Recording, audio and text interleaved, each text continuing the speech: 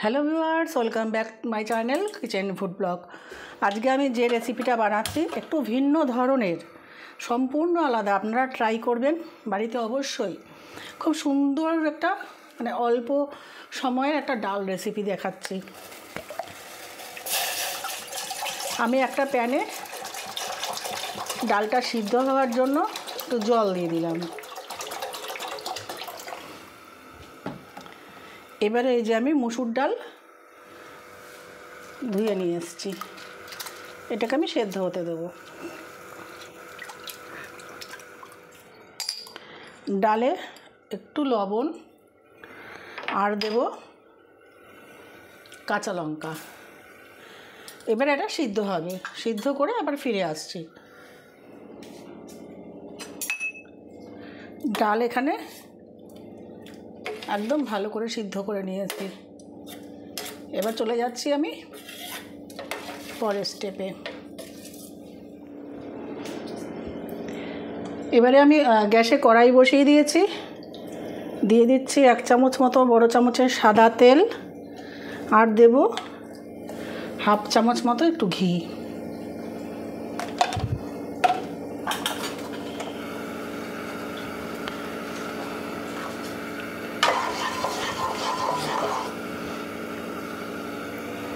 এবার এর মধ্যে আমি দিয়ে দেবো, গ্যাসের ফ্লেমটা কমিয়ে দিলাম, দিয়ে দেবো ধনে বাটা। 1 চামচ মতো দিলাম ধনে বাটা। এবারে গ্যাসের ফ্লেমটা বাড়িয়ে নিলাম।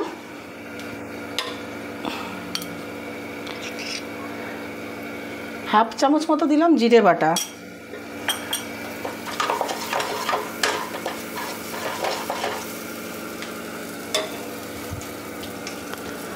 এবারে দেব হলুদ। লবণ তো আমি এখানে ডাল সিদ্ধ করার সময় দিয়েছিলাম, তাই দেব একটু সামান্য লবণ।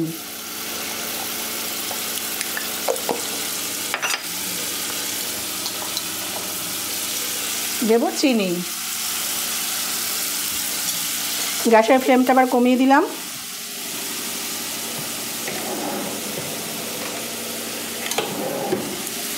এবারে আমি এই যে আদা নিয়েছি, আদাটা ঘষে এর উপরেই দিয়ে দেবো।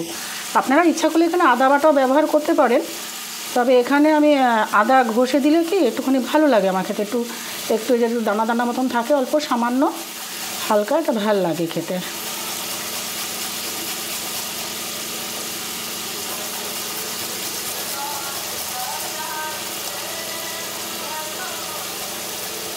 আদাটা ঘষে দিয়ে দিলাম।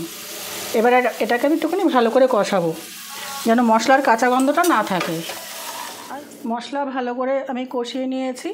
এবারে যে তেঁতুল, আমি একটু তেঁতুল জলে ভিজিয়ে রেখেছিলাম, একটু তেঁতুলের কাঠ দেবো এর মধ্যে।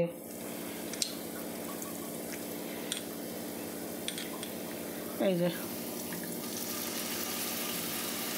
এটা যে যেমন টক খাবেন সেই অনুযায়ী দেবেন, নিজেদের স্বাদ অনুযায়ী তেঁতুলের কাঠটা দেবেন। গ্যাসের আঁচটা বাড়িয়ে দিলাম।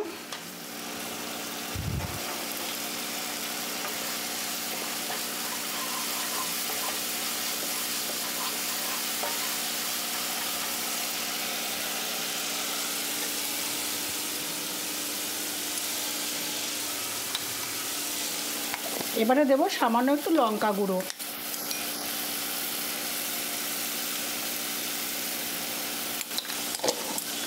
এটাও আপনারা ঝাল বুঝে দেবেন, কেন দুটো আমি কিন্তু কাঁচা লঙ্কা সিদ্ধ হওয়ার সময় দিয়েছি, ডাল সিদ্ধ হওয়ার সময় দিয়েছি।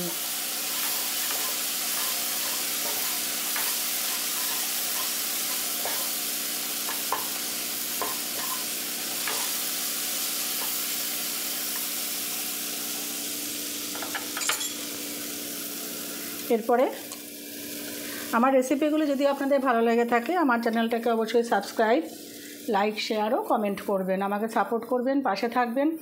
আচ্ছা, এবারে আমি দিয়ে দিচ্ছি যে ডাল সিদ্ধ করে রেখেছিলাম, এটা দিয়ে দিচ্ছি।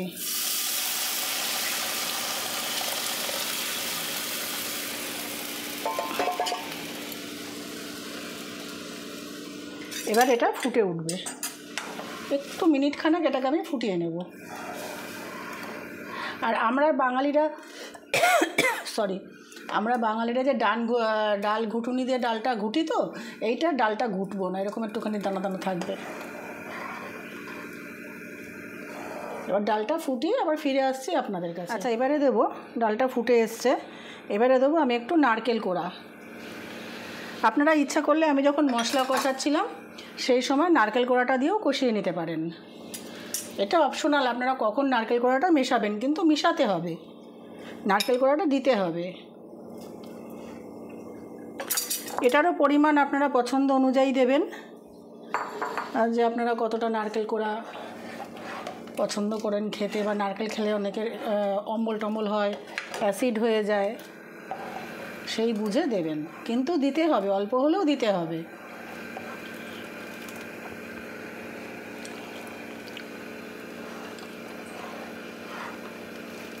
এটা একদিন অবশ্যই ট্রাই করবেন, এটার সিক্রেটটা এখনও সবার শেষে বাকি আছে, ওইখানেই একদম টেস্ট খুলে যাবে।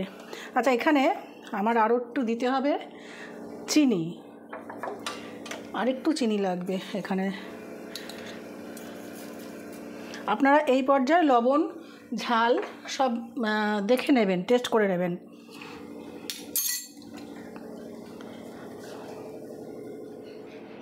হয়ে গেছে, আমি এখানে একটু চিনি লাগতো দিয়ে দিয়েছিলাম চিনিটা। আপনারা এই পর্যায়ে স্বাদ অনুযায়ী চিনি ঝাল যা লাগবে, লবণ যদি লাগে লবণ অ্যাড করে নেবেন। এবারে গ্যাসের ফ্লেমটা আমি বাড়িয়ে দেবো। এবারে আমি দেব এই যে কারি পাতা। এটার ট্রিক্সটা হচ্ছে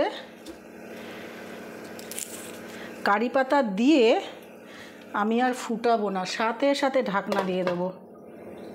এই ঢাকনা দেওয়া অবস্থায় কারি পাতাটা, এই ডালটা থাকবে, এইখানটা আটকে দিলাম মুখটা যাতে বাষ্পটা না বেরোয়, এটা এরকম থাকবে। এবার যখন সার্ভ করব তখন আমি ঢাকনাটা খুলে সার্ভ করব। অপূর্ব স্বাদ, আপনারা একদিন অবশ্যই ট্রাই করবেন, আর আমাকে কমেন্ট বক্সে জানাবেন কেমন খেলেন এই ডালটা।